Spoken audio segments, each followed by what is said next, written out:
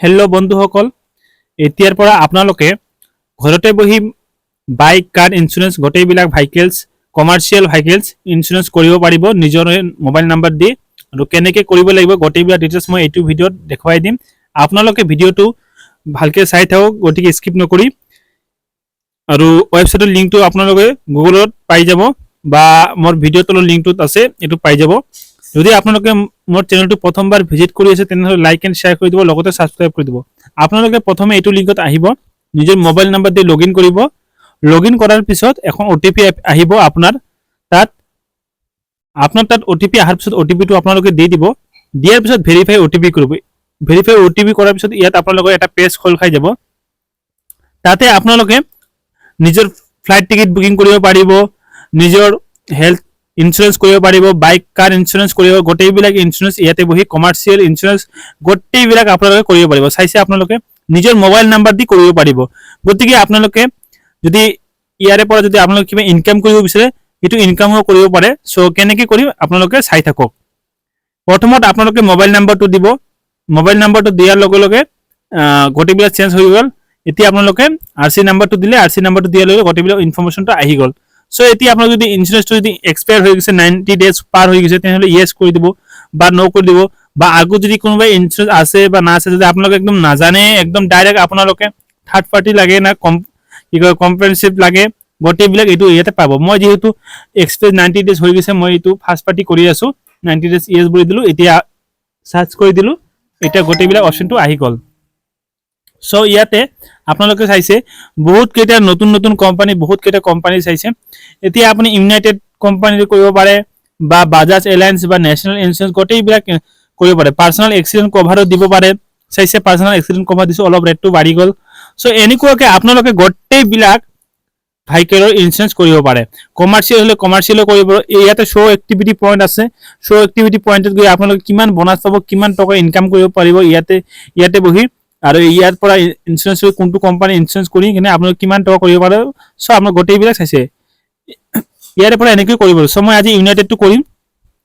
মই য়েছ কৰিলোঁ। এতিয়া আমি মোবাইল নাম্বাৰটো দিম, কাষ্টমাৰৰ মোবাইল নাম্বাৰটো দিম। কাষ্টমাৰৰ মোবাইল নাম্বাৰটো দিয়াৰ লগে লগে ইমেইল আইডিটো দিম আৰু মই য়েছ কৰি দিম।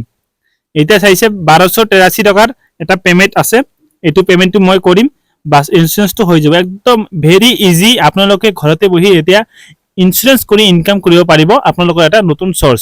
যদি নিজৰ কাৰণে কৰিব বিচাৰে সেইটোও কৰিব পাৰে। চ' মই এইটো নাম্বাৰটো দিলোঁ, ডিটেইলছবিলাক দিলোঁ। নাম্বাৰটো আৰু ডিটেইলছটো দিয়াৰ লগে লগে ইয়াতে পিনক'ডটো দিব লাগিব। মই পিনক'ডটো দিছোঁ।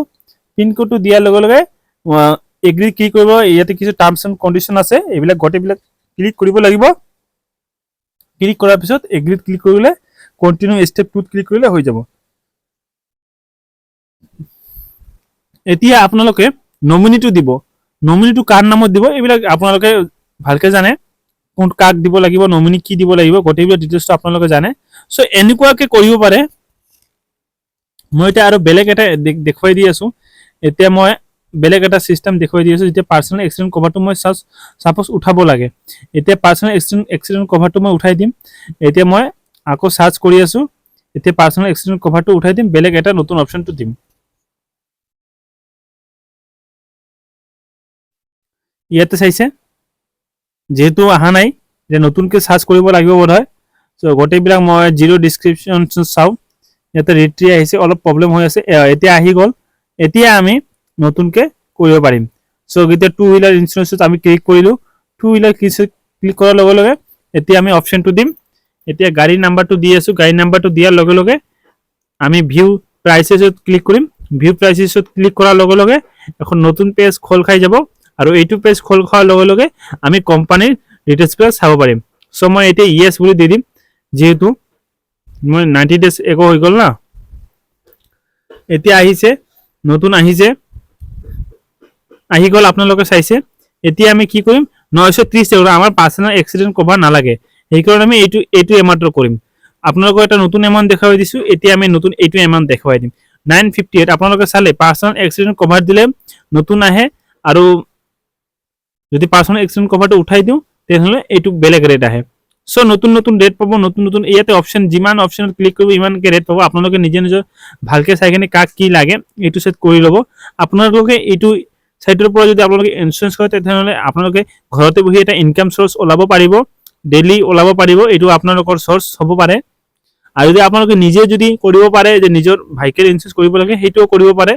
সো এনেকুৱাকে আপোনালোকে কৰিব পাৰে। মই এতিয়া নমিনি নেমটো দি আছো। নমিনি নেমটো দিয়াৰ লগে লগে এতিয়া নমিনি ৰিলেশনশ্বিপ কি হয় এইটো ৰিলেশনশ্বিপটো আমি দি দিম। এজটো কি হ'ব এজটো আমি দি দিম। এজটো দিয়াৰ লগে লগে আমি ইয়েস কৰি দিম। ইয়েস কৰি দিয়াৰ লগে লগে এখন নতুন পেজ খোল খাই যাব। ইয়াতে চাই ডকুমেন্টস আপলোড দিব লাগিব পাৰে। এতিয়া ভেৰিফাই কৰাৰ কাৰণে এখন দি দিছে। আপোনালোকে এইটো চেসিস নাম্বাৰটো, ইঞ্জিন নাম্বাৰটো আৰু আৰসি নাম্বাৰটো আপোনালোকে ভেৰিফাই কৰি ল'ব পাৰে। সো ইয়াতে বৰ্তমান কেৱাইসি কৰিব লাগিব। মই যেহেতু পেন নাম্বাৰ দি কেৱাইসি কৰিম, সি কেৱাইসি নকৰো। মই পেন নাম্বাৰটো দি আছো। পেন নাম্বাৰটো দিয়াৰ লগে লগে ডেট অফ বাৰ্থটো দি দিম। ডেট অফ বাৰ্থটো দিয়াৰ লগে লগে আমি ভেৰিফাই কৰি দিম। আৰু ভেৰিফাই কৰি দিয়াৰ লগে লগে যদি ভেৰিফাই হৈ যায়, পেন নাম্বাৰটো ডেট অফ বাৰ্থটো যদি অৰিজিনালি হয় বা কিবা ভুল ভাল নাথাকে আৰু আৰসি যাৰ নামত সেইটো নামটো যদি মেচ খাই যায় তেনেহ'লে ভেৰিফাই হ'ব।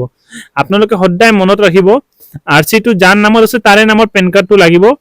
ওকে, এতিয়া ভেৰিফাই হৈ গ'ল। আমি সিলেক্ট ডকুমেন্টৰ টাইপত ভোটাৰ আইডি দিম বা আধাৰ কাৰ্ড দিম। সাপোজ আমি আধাৰ কাৰ্ড দিলে এতিয়া enter ID number last 4 digits. So আমি লাষ্ট 4 ডিজিটছৰ আধাৰ কাৰ্ড নাম্বাৰটো দি দিম। এতিয়া আমি আধাৰ কাৰ্ডৰ ফ্ৰন্ট সাইড আৰু বেক সাইডটো দি দিম। ফ্ৰন্ট সাইডটো দিলো। এতিয়া আমি বেক সাইডটো দিম। এতিয়া দিব কৈছে অনাৰ্স ডেট অফ বাৰ্থ। সো আমি ডেট অফ বাৰ্থটো এতিয়া দিম। ডেট অফ বাৰ্থটো দিয়াৰ লগে লগে সেভত ক্লিক কৰিম। এতিয়া আমি ডেট অফ বাৰ্থটো দি আছো। ডেট অফ বাৰ্থটো দিয়াৰ লগে লগে আমি সেভত ক্লিক কৰিলো। সো সেভত ক্লিক কৰাৰ লগে লগে এখন নতুন পেজ খোল খাই। ইয়াতে আপোনালোকে চাইছে PAN number verified, documents verified. 7 proceed click কৰিলো। 7 প্ৰসিড ক্লিক কৰাৰ লগে ইয়াতে পে সিকিউৰলি। আপোনালোকে যদি এতিয়া বিচাৰিব পাৰে, যদি আপোনালোক কাস্টমাৰৰ বা নিজে যদি এটা ইনকাম সোৰ্স বুলি ভাবে যদি এটা কাস্টমাৰ কৰিব বিচাৰে তেনেহ'লে এতিয়া ইয়াত আপুনি কাস্টমাৰৰ ইউপিআই নাম্বাৰ দিও পেমেন্ট কৰিব, যাত তাত কাস্টমাৰে পেমেন্ট কৰি দিব। ইয়াতে একো নাই অসুবিধা। তেতিয়া আপুনি এতিয়া ক'ব পাৰে যে কাস্টমাৰে পেমেন্ট কৰিলে মই এটা ইয়াতে ইনকাম কেনেকৈ কৰিম। আপোনালোকৰ ইনকামটো আপোনাৰ নিজৰ বেংক একাউণ্টত আহি যাব। যেতিয়া আপোনালোকে কেৱাইসি কৰিব এইটো বেংক একাউণ্টত আহিব। আৰু এইটো নাম্বাৰ দি আপোনালোকে কেৱাইসিটো কেনেকৈ কৰিব লাগে এইটো কাৰণে মই এটা বেলেগ ভিডিঅ' বনাইছো।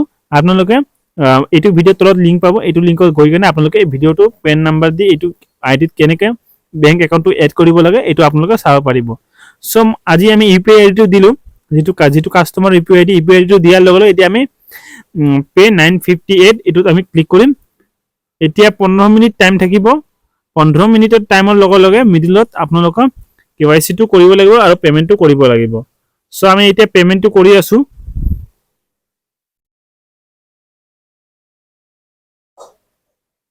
পেমেন্টটো কৰাৰ লগে লগে বৰ্তমান এইটো ৰিফ্ৰেশ হৈ আছে। প্লিজ ওয়েট কৰি আছে, ডোন্ট প্ৰেস। সাপোজ এতিয়া হৈ গ'ল আপোনাৰ পেমেন্ট হৈ গ'ল। এটা ডাউনলোড পলিচি, ডাউনলোড পলিচি গুলো এইটো হৈ গ'ল আপোনালোকৰ পলিচি।